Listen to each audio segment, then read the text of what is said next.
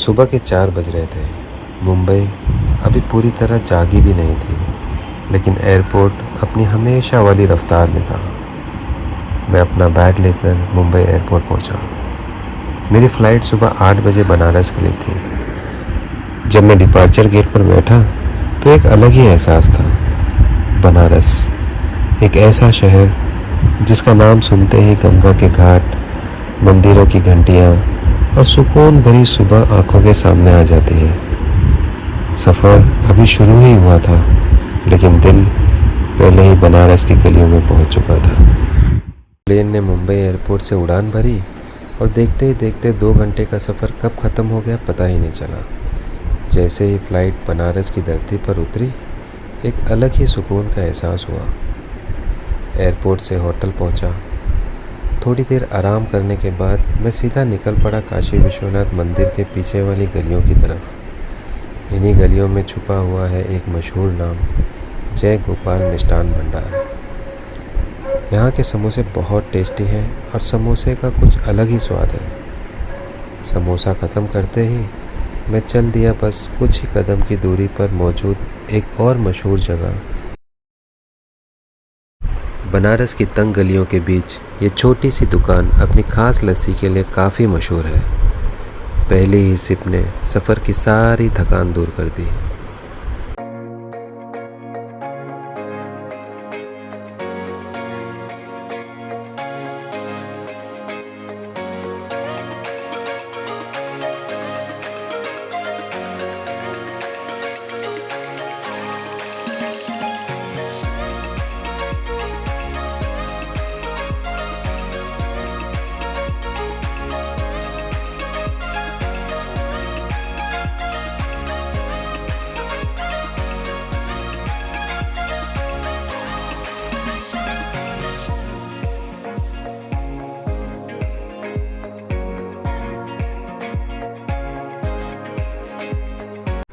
शाम हो गई थी और हल्की हल्की बारिश भी शुरू हो गई थी।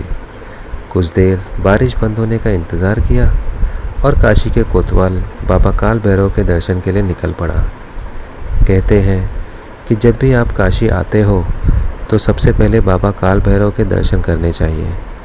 बाबा काल भैरव को काशी का कोतवाल माना जाता है, इस पवित्र नगरी के रक्षक और न्यायाधीश। ऐसी मान्यता है कि उनकी आज्ञा और आशीर्वाद के बिना बाबा विश्वनाथ के दर्शन भी पूरी नहीं मानी जाती। बाबा काल भैरव का आशीर्वाद लेकर मैं अपनी अगली मंजिल बाबा विश्वनाथ के दर्शन के लिए निकल पड़ा।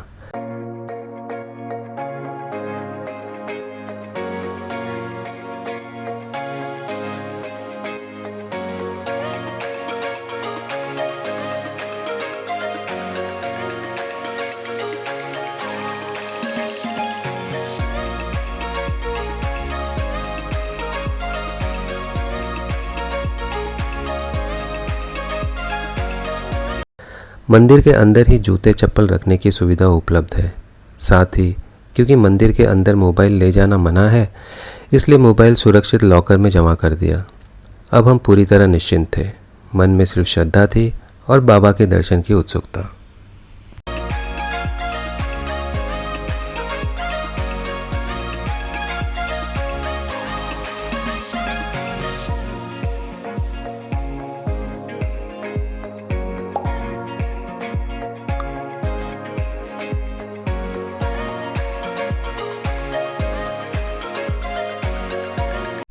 बाबा विश्वनाथ के दरबार में भक्तों का सैलाब लगभग हर समय बना रहता है।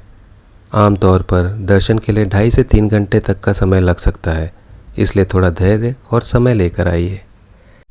लेकिन अगर आप कम भीड़ और आराम से बाबा के दर्शन करना चाहते हैं तो कोशिश कीजिए कि शाम 7 बजे के बाद मंदिर पहुँचें।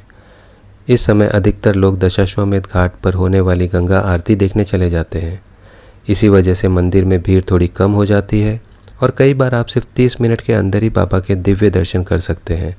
ये छोटी सी प्लानिंग आपके दर्शन को और भी सुखद और यादगार बना सकती है।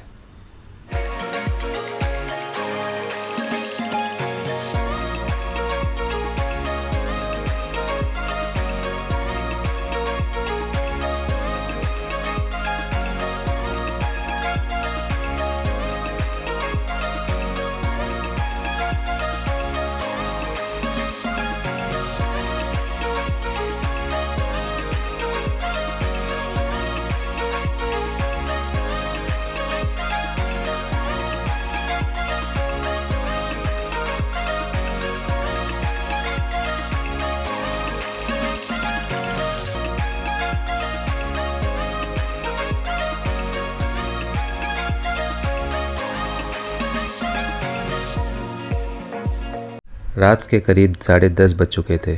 पूरे दिन की यात्रा और दर्शन के बाद अब पेट भी अपनी याद दिलाने लगा था। सोचा क्यों न बनारस के मशहूर स्वाद का भी अनुभव किया जाए। किसी लोकल से पूछने पर पता चला कि लगभग 1.5 किलोमीटर दूर भेलपुर के पास लवकुश होटल है, जहाँ की गार्लिक नान और दाल का स्वाद काफ़ी मशहूर है। बस फिर क्या था, हम भी उसी तरफ निकल पड़े।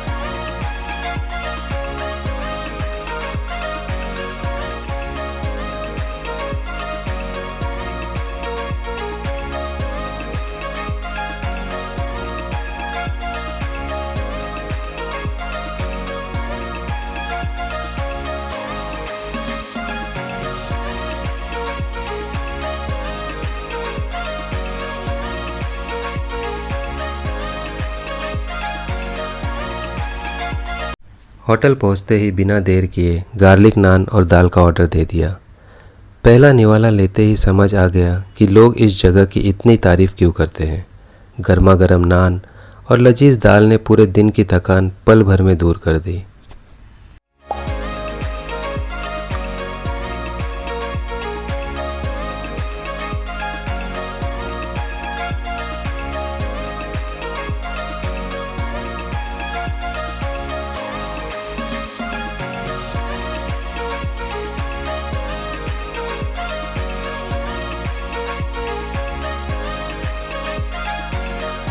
लेकिन बनारस की शाम बिना कुछ मीठा खाए कैसे पूरी हो सकती थी। इसीलिए हम गिरजाघर के पास रजई सरदार स्वीट्स पहुँचे, जहाँ की गुलाब जामुन और रबड़ी की काफ़ी चर्चा थी।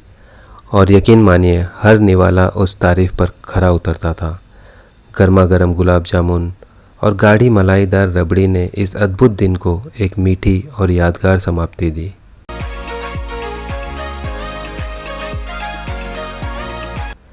इस तरह दर्शन, बनारस की गलियां और उसके लाजवाब स्वाद के साथ हमारा ये दिन हमेशा के लिए यादों में बस गया।